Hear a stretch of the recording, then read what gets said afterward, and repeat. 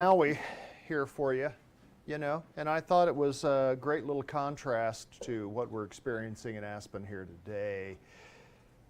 I would like everyone to know, for the record, it was 82 degrees when I left New Orleans, and look what you did to me. I come back, and what do? You snow on me. Unbelievable. Kids, I don't have the coverage that I used to have here. The snow affects me. So, yeah, this is kind of crazy. As I was coming in yesterday, I get almost to Aspen, and I get this little ding on my phone. It was Pitkin County with the weather alert talking about a winter storm warning. I'm like, oh, great. So, yeah. Guys, what we're going to do, we're going to pick it up where we left off here before. We had pretty much marked up the this approach plate here, the ILS 2 and the localizer 2, okay, with this. I think we'd pretty much done that. Did we mark up anything after this? Okay, so what I'm going to do is I'm going to show you a couple of things here with this. How do I blow that up? There we go. Okay, so guys, when you're looking at this, do you have a pretty good feel now, for instance, when you pull up an approach plate, the first thing you do? Yeah. What's that? What do we do? Check the date. It's got to be current. If it's not current, nothing else matters. You can't use it. Next thing. What do you do? What's next? I'm coming. I know this. Do we have the right airport and the right runway? Do you know how many times that's been an issue? A bunch. Okay, third thing. Now we're looking at the upper left strip. So that top left strip is going to give us the key information for us to begin programming our approach. So we have to know what the frequency is, because if we're doing an ILS or a localizer approach, we have to know what the localizer frequency is. Remember, the localizer frequency acts sort of like a VOR, is that it gives you left and right or horizontal guidance. The vertical component to this makes it an ILS. That's what gives you the vertical component. So not only are you tracking a CDI left and right, but you're also tracking a CDI up and down. And so that's one of the things that you have to make sure that you know what that frequency is and have that dialed in. Next thing, you've got to make sure that you know your approach course. Does the approach course I'm looking at jive with the runway that they just assigned me for this approach? And that has to be dialed in to your equipment here as well to make sure that when you start making that turn and you're heading down the hypotenuse, that you're going the right direction. Okay? After that, you got to know how much runway you got to have to work with. You got to know here again, just from an elevation standpoint, the what's what. So I gave you a little homework to look up. The T in the triangle and the A in the triangle. What does that mean? Remember me giving you that little homework to look that up? Look it up.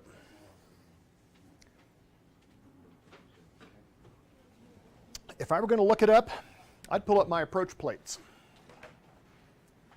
You brought your approach plates, right? Yes. Okay.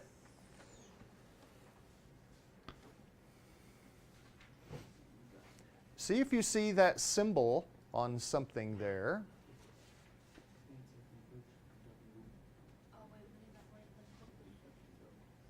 A is alternate minimums, not standard, and then T is airport is published for takeoff minimum. So you have takeoff minima that you need to be aware of, and you have some alternate minima that you also need to brief on. Some of that is going to be described in that box, but not all of it. So where would you find then in your approach plates there, Diego, where would you find the different type of takeoff or alternate minima for that particular airport? The green. No, I said Diego for a reason, because he's looking at it. All of those airports that are subject to the takeoff or the alternate minima they are going to be listed alphabetically at the front of that approach plate guide that you have. You guys have those? Did you guys bring them? Okay. All right. Make sure you bring everything here now, guys. You got to bring it all from this point on. You got to bring it. So you can see there at the front is where they begin at the very beginning talking about the takeoff and the alternate minimum that we have. Mauser, what is that? You guys have had this on a test. Mauser.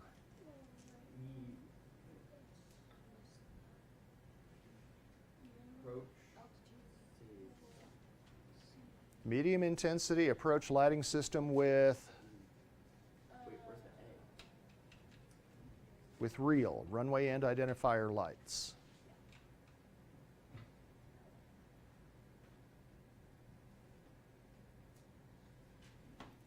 Guys, what is one of the biggest challenges of this class? Remembering every single thing. You can't forget.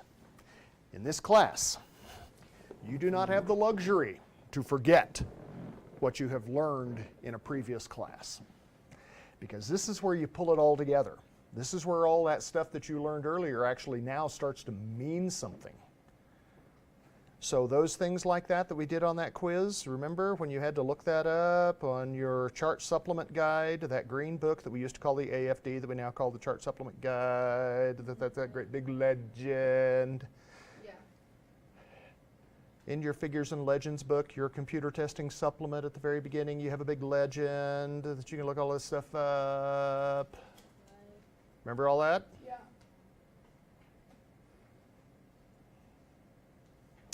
This is what makes this class challenging. So,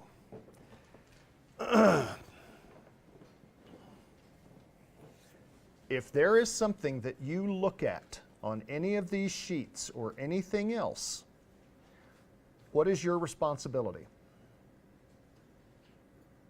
Look it up. Look it up. You have the tools now to know where to look things up. And that's what you got to do. If you look at something and you can't readily identify it and it doesn't immediately make sense to you, look it up. Okay, morning Cooper. So the next thing that we have after that, after the Mauser, there on our second line there on the strip, what do we have? Missed approach. So in the missed approach, what is the missed approach here for this particular chart? What do we do? Walk me through it.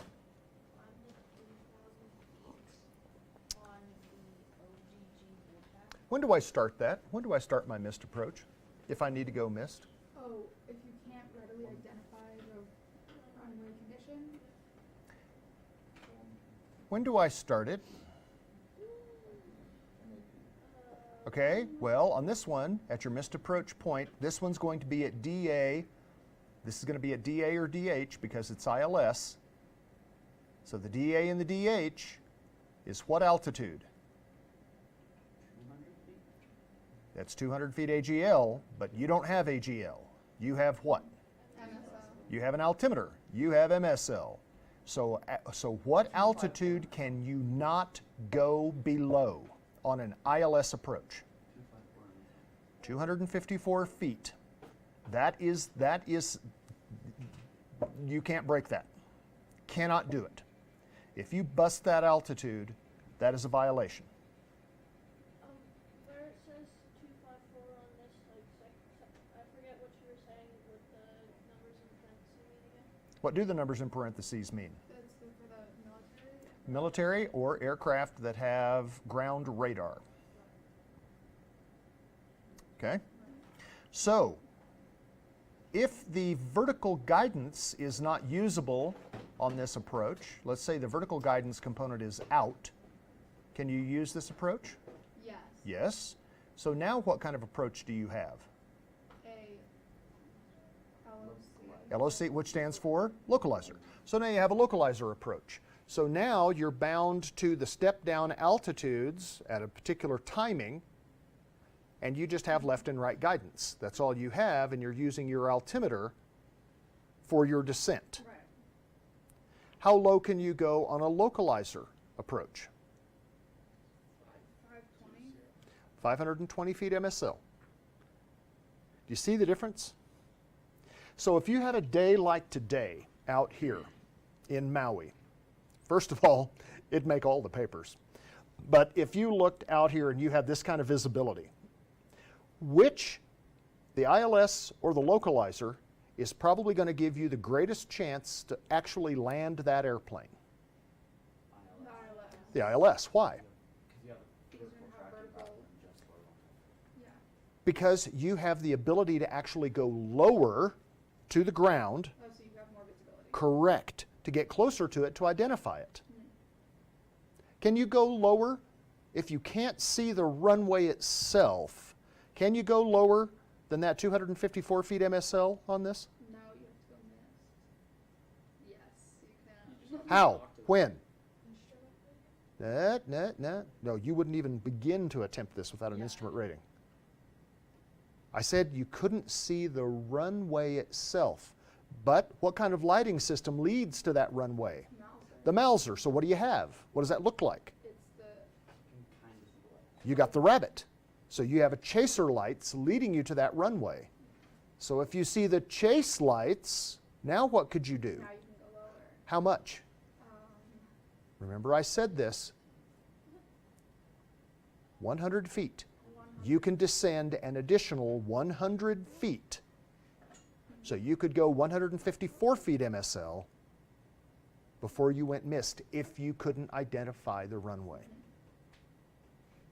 And there are 11 different things that are out there that will allow you to identify the runway and its environment. And we'll learn those here coming up. Yes, sir. Couldn't another resource, if you don't have the ILS, be the VASI? Because wouldn't you be able to see if you're high or low? Unless you don't have the clouds, I guess. You're not going to be able to see it. Okay, you won't be able to. Vazzy, Pappy, Okay. you're not going to be able to see it. Okay.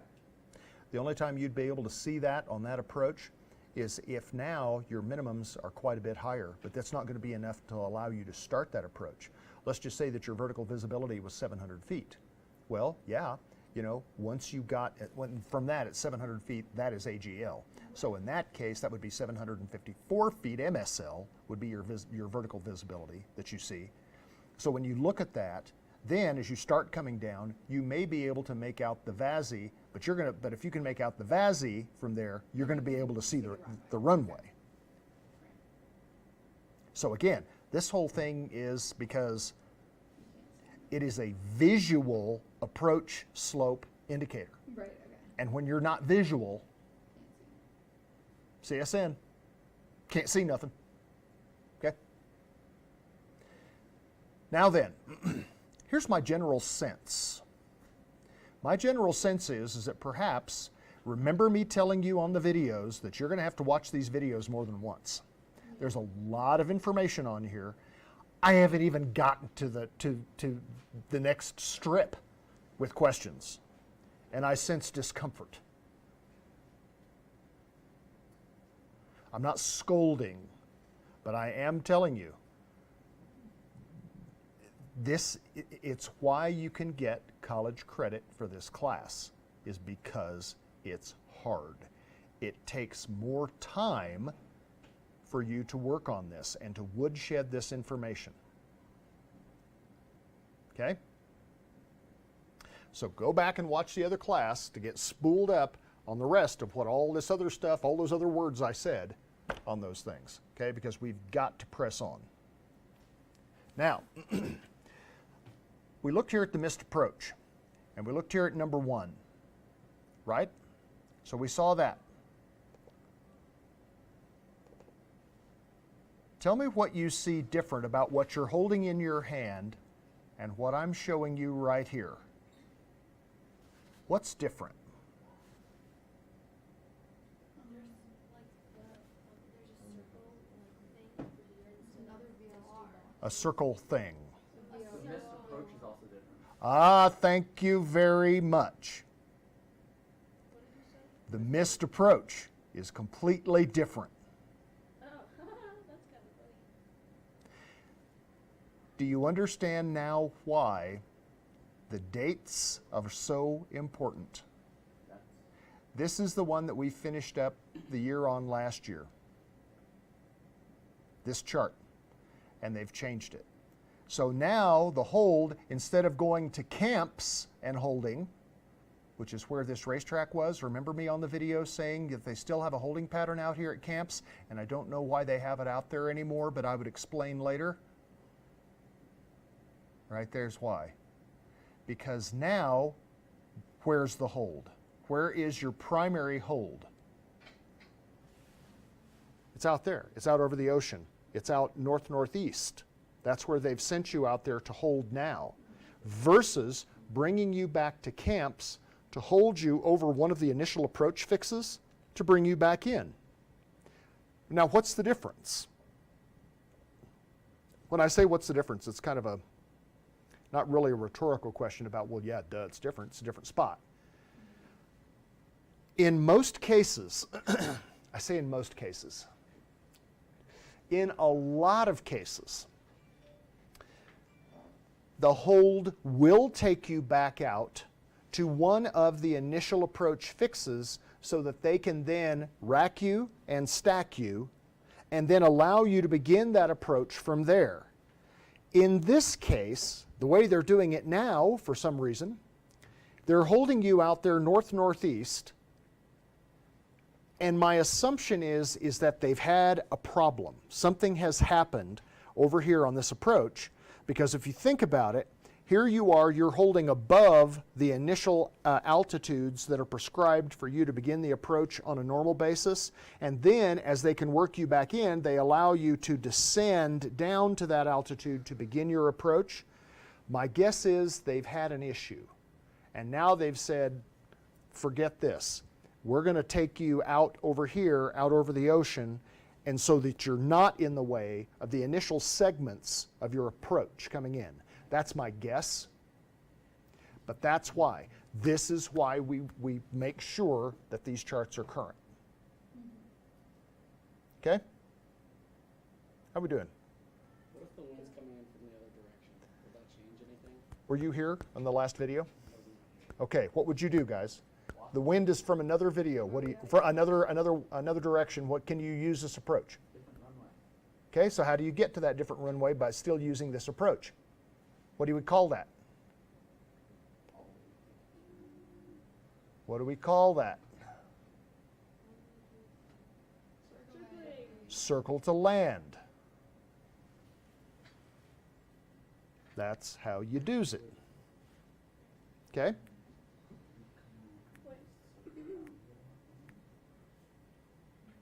Now, we're going to press on. Close that. Wait, will you explain the circling to land? No, and the reason being is because it's in the next chapter. It's in chapter 24. It's on the visual maneuvering stuff. Do you Leave. need VFR to circle, or can you do that with instrument too? It's visual. That's why it comes under the visual maneuvering chapter. Right, so if the winds are bad in IFR, you can't land there on that runway? Well, you did use a different approach. What you would do is, what you would do on this, you would fly this approach. Hang on here. You would fly this approach like you normally would until you got to this altitude. At that altitude, you would then brake, however they want you to brake. You've got more room over here to kind of the east. And then you would brake, circle back and land here. That's what a circle to land is. Okay. Every aircraft, every category has certain minima that they have for circle to land. Remember, we talk about the fast movers. You can see what the circle to land is here in category E. Yeah, and how some of the big ones. Correct. Correct. So you have also certain distance requirements. So the slow movers, you can stay closer to the airfield. The faster movers clearly you've got to make a larger diameter circle to get over there to set up to land. But you have to stay within the minimums. You have to stay within those distance minimums to keep that circle to land legal. And you also cannot lose sight of the runway. If for whatever reason you allow your altitude to creep up a little bit on that circle to land and you go back into that cloud layer, you go missed. Okay?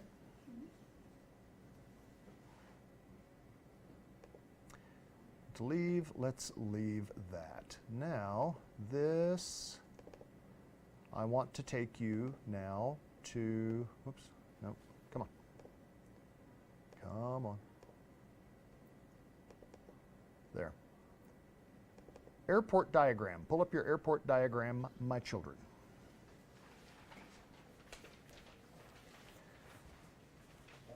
Before we start looking at details about the airport, what's the first thing we do?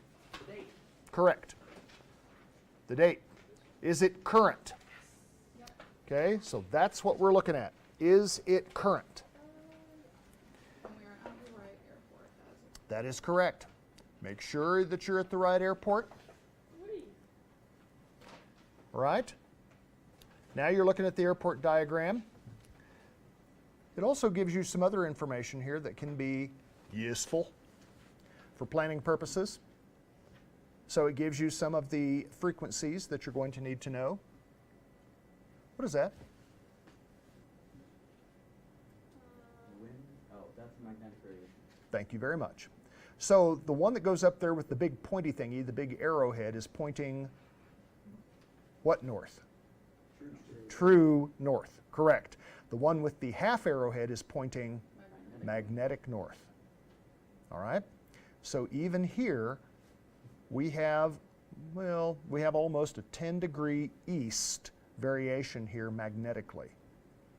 You file that away. Okay?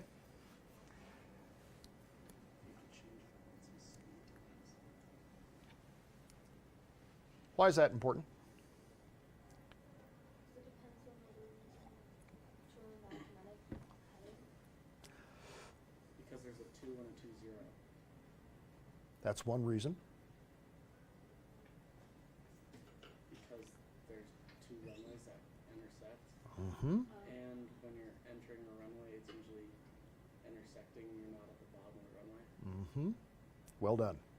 Oh, people in the house. Cooper, bringing it. Okay? This is huge. Is this the only airport where reading of your runway crossing and your runway holding or taxiway holding instructions need to be read back? No. They all need to be read back. Always. You always read back. A lot of times pilots will use a shorthand if there is some other kind of a conversation that's going on and ATC asks you about something and you reply and they say, okay, thanks very much, and you click your microphone twice as opposed to saying you're welcome. You know, the double tap here on your push-to-talk switch. This is one of those areas where they would give you a hold instruction, and it used to be pilots would just double-click their microphone and say, okay, yeah, we got it. You don't got it until they hear that you got it. And by the way, it's all recorded. So it's more than just knowing the words. So you have to actually do what they tell you to do if you're able to do it. And if you're unable to do it, you better tell them. So all of those instructions have to be read back. So now we look here at the runway. For what we're looking at doing, we're looking at which runway, coming in here on this particular approach plate that we were looking for. Runway 2. Notice this. Hang on. See that right there? What's in the circle? The actual runway heading. The actual The true runway. magnetic runway heading. That is the magnetic runway heading. Remember, those numbers that are on that runway are lined up with what? Magnetic or true? Magnetic. So that is the actual magnetic heading that that runway is lined with. So those change sometimes. They change all the time. And it's why these things are 58-day cycles, is because they change. So with these, you're lining up with runway 2. So if you think about it, it's 0, 2, 0. So you're lining up with runway 2, 0. But actually magnetically, when you factor in here your magnetic variation today, or when they printed this, you're actually 25.4 degrees, 025.4. Why is that important?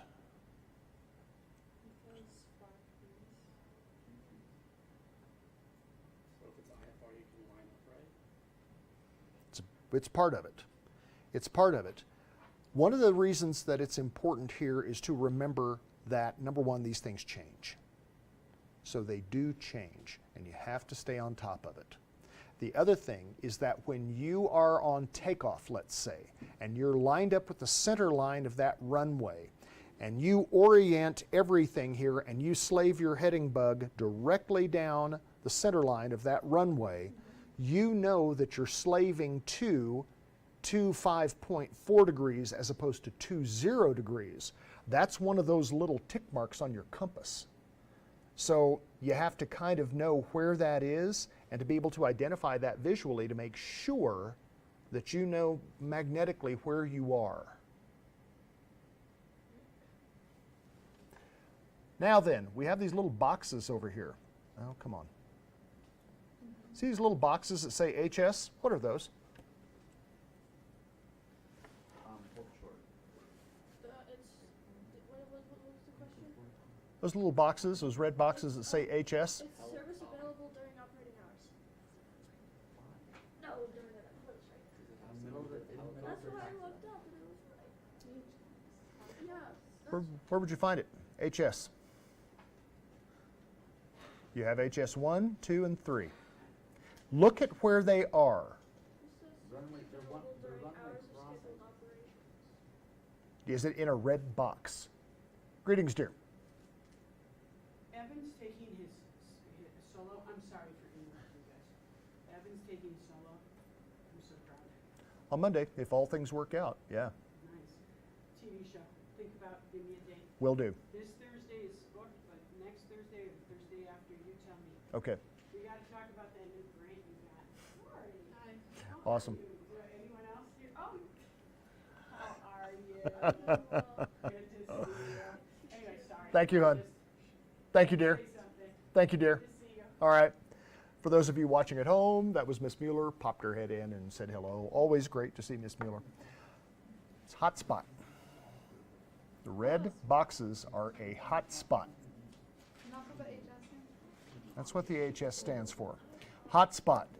Tell me why you would look at this area on an airport and think that that might be a hot spot. There's a lot of crossings of taxiways and then there's a runway crossing, 2 of them.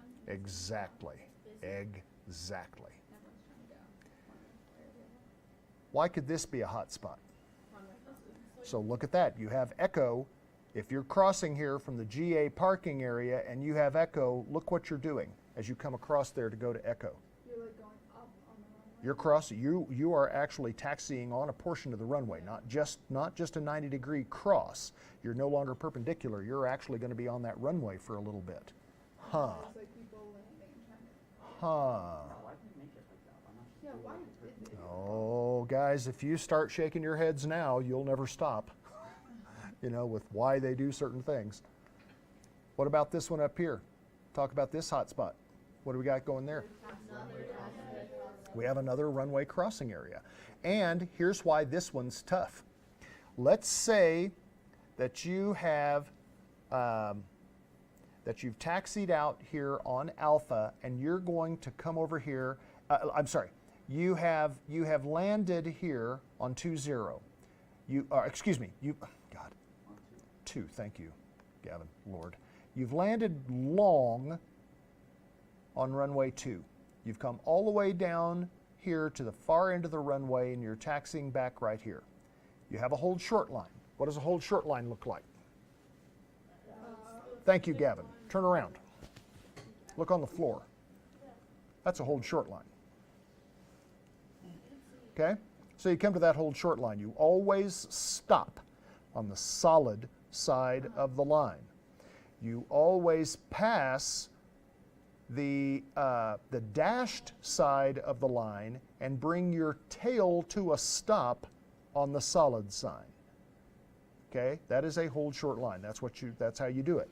So you've got a hold short line right here. What's one of the problems for a pilot if traffic is landing here on runway 23? Look at the angle. Oh, you're going to get blown over. Well, not necessarily blown over. Can't go.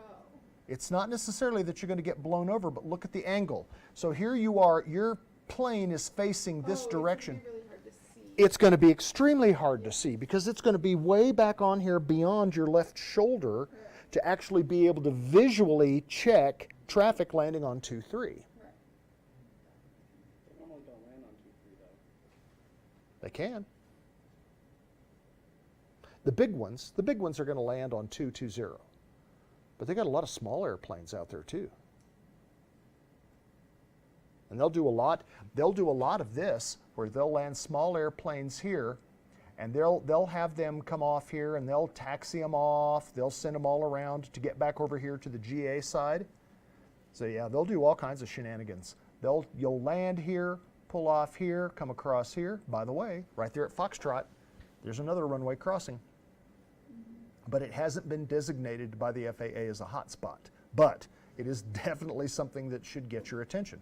That's just because it's like perpendicular, so the time actually on the runway is shorter.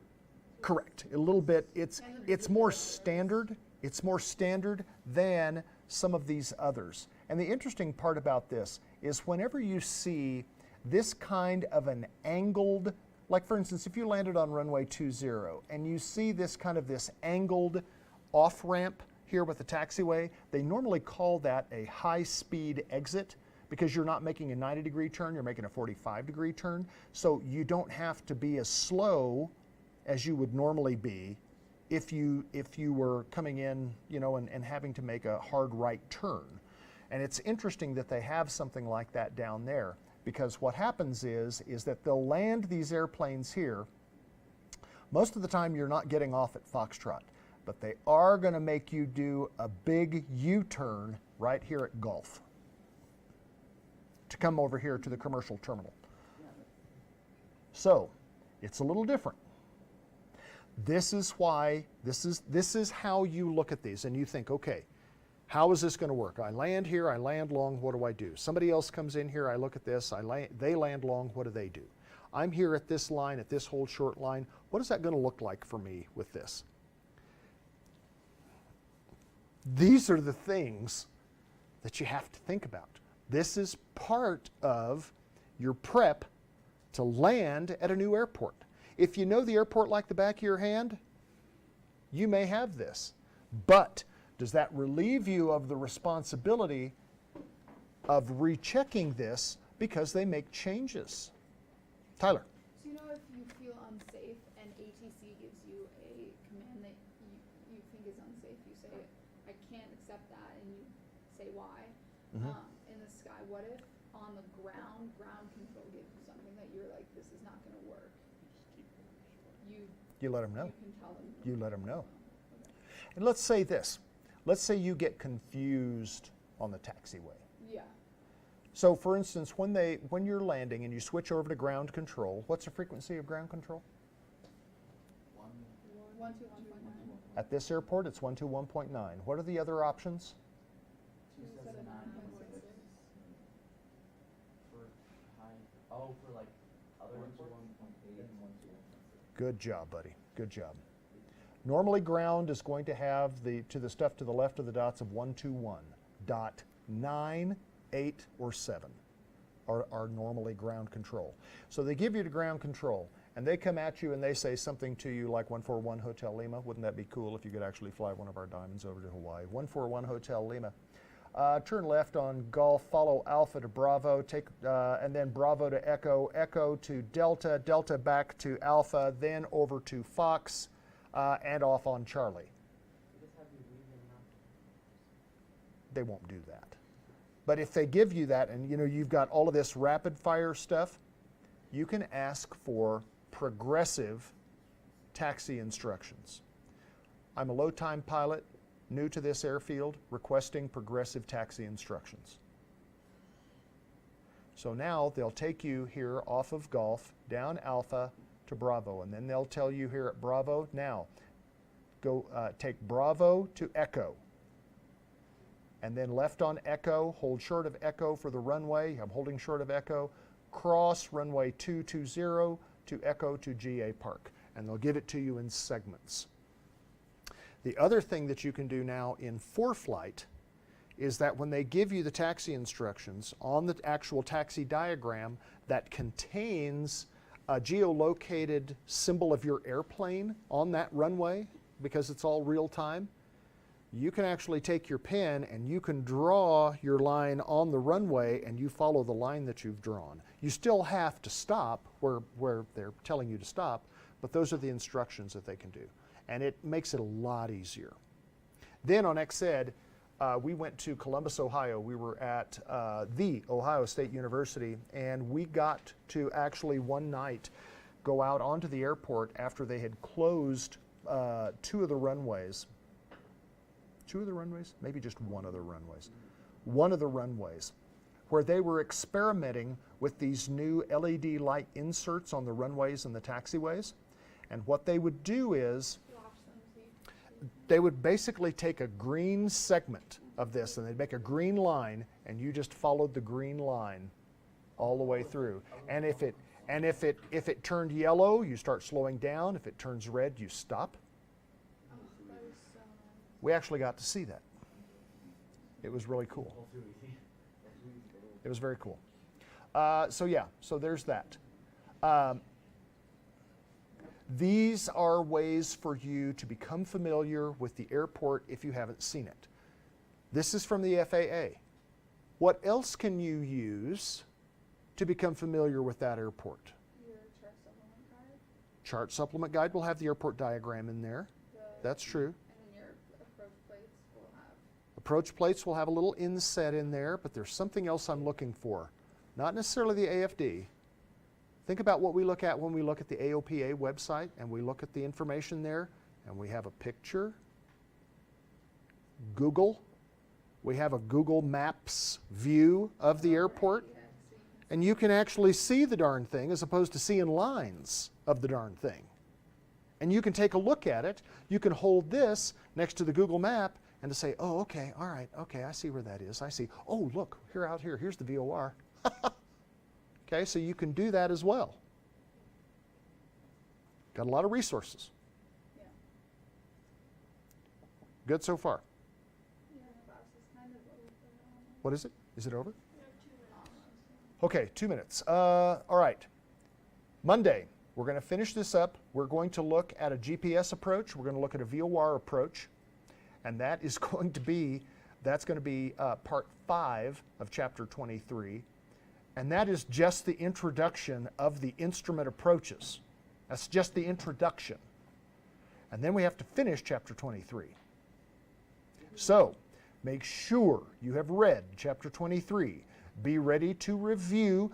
Do not let Monday morning be the first time that you have looked at the VOR and the RNAV approaches for these things. Cooper, you have a stack of stuff over here if you didn't get it. Okay? Review it first. And I'm going to be asking you questions as opposed to me just babbling. We good? Yes. All right, guys. It's great to see you. There should be a note. There should be a note. See something over here that says Cooper and Tate? Okay.